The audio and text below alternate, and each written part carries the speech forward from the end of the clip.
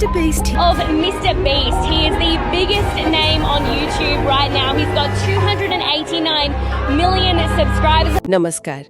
आज हम जिनकी बात करने वाले हैं वो YouTube की दुनिया में एक बहुत बड़ा नाम है, मिस्टर बीस्ट, मतलब जिमी डोनाल्डसन। जी हाँ।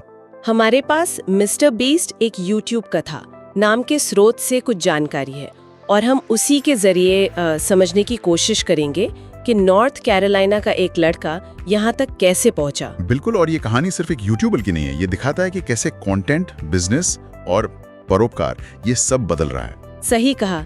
तो शुरुआत से शुरू करते हैं। स्रोत कहता है कि उन्होंने सिर्फ 13 साल की उम्र में चैनल शुरू किया था, मिस्टर बीस्ट 6000। हाँ बिल्कुल, और उस वक्त के वीडियोस तो आज के मिस्टर बीस्ट से बहुत ही अलग थे। हाँ, जैसे माइनक्राफ्ट, कॉल ऑफ ड्यूटी के लेट्स प्ले या फिर वो फनी कंपाइलेशन वगैरह, मतलब जो उस जमाने में चलता था। लेकिन मजे की बात यह है कि स्रोत बताता है पहले 5 साल उन्हें कोई खास व्यूज नहीं मिले। जी बिल्कुल, बहुत स्ट्रगल था। तो ये सोचना लाजमी है कि वो टिके कैसे रहे। वही तो, हार क्यों नहीं मानी? शायद ये सिर्फ जुनून की बात नहीं थी। मुझे लगता है स्रोत इशारा करता है कि वो लगातार सीख रहे थे नाकामियों से। अच्छा, मतलब वो उसे एक लर्निंग प्रोसेस की तरह ले रहे थे। अच्छा, एक तरह से शायद वो शुरुआती संघर्ष बाद की सफलता के लिए जरूरी था। और फिर आया 2017, वो टर्निंग पॉइंट। एक वीडियो था, counting to 100,000 in one video. हाँ, वो वीडियो। इस सुनने में ही अजीब है, 40 घंटे लगे बनाने में। ये क्या था मतलब? सिर्फ एक स्टंट? देखिए, सिर्फ स्टंट नहीं था।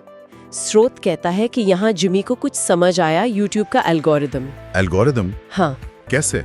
उन्हें लगा कि सिस्टम जो है वो ऐसे कंटेंट को पसंद करता है जिसे लोग देर तक देखें, हाई वॉच टाइम, और जो लोगों को बांधे रखें। ओके। तो ये 100,000 तक गिनना ये एक प्रयोग था और वो चल गया। रातों रात लाखों व्यूज। कमाल है। तो अनोखा आइडिया और दर्शकों को रोक कर रखना, ये फॉर्मूला काम कर गया। बिल्कुल। इसके बाद उन्होंने और भी ऐसे अजीब से चैलेंज किए, सेइंग लोगन पॉल 100,000 टाइम्स या फिर वॉचिंग पेंट ड्राई। हाँ, याद है।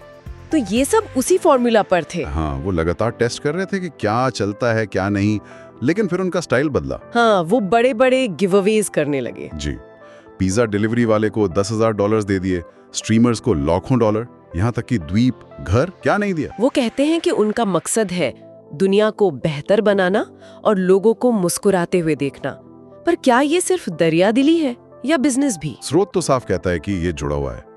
ये बड़े गिवअवेज उनके कंटेंट स्ट्रैटेजी का अहम हिस्सा हैं। अच्छा, और उनके परोपकारी काम भी हैं, जैसे बीस्ट फिलैंथ्रोपी, लाखों लोगों को खाना खिलाना। जी हाँ, ये उनके ब्रांड को बहुत मजबूत करता है। उनके बड़े वीडियोस जैसे वो squid game in real life, 500 million से ज्यादा व्यूज। बाप रे।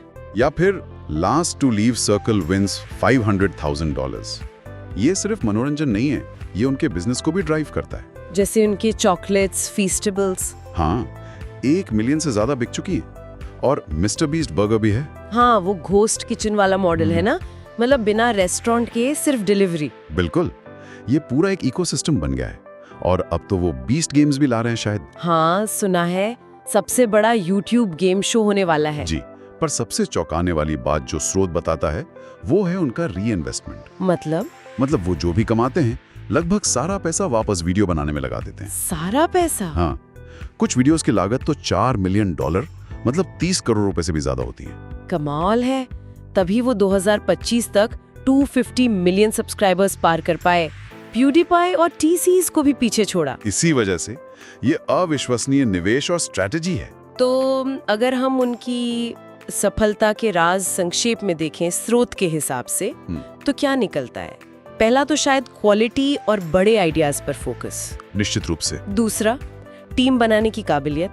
वो अकेले नहीं है, एडिटर्स, प्रोड्यूसर्स, स्ट्रैटेजिस्ट्स की पूरी फौज है उनके पास। सही। टीम वर्क बहुत जरूरी है स्केल पर। बिल्कुल। और तीसरा, शायद पैसे से ज्यादा इम्पैक्ट पर ध्यान देना। उनका वो कहना है ना, मैं उठता हूँ और सोने तक यूट्यूब पर ही काम करता हूँ। ये उनका डेडिकेशन दिखाता है। तो ये कहानी है एक छोटे शहर के लड़के की जो अब एक ग्लोबल फिनोमिनन बन चुका है। मिस्टर बीस्ट अब सिर्फ एक यूट्यूबर नहीं है। नहीं, बिल्कुल नहीं। वो मनोरंजन, बिजनेस और परोपकार, इन सब के मेल का एक बड़ा उदाहरण है। सही कहा। और ये हमें सोचने पर मजबूर करता है, क्या बड़े पैमाने का मनोरंजन और बड़े पैमाने का परोपकार हमेशा इतने अच्छे से साथ चल सकते हैं? जैसे मिस्टर बीस्ट के केस में दिख रहा है? हाँ, ये एक बड़ा सवाल है। और इसका भविष्य के क्रिएटर्स और उनके दर्शकों के लिए क्या मतलब होगा, ये देखना वाकई दिलचस्प होगा।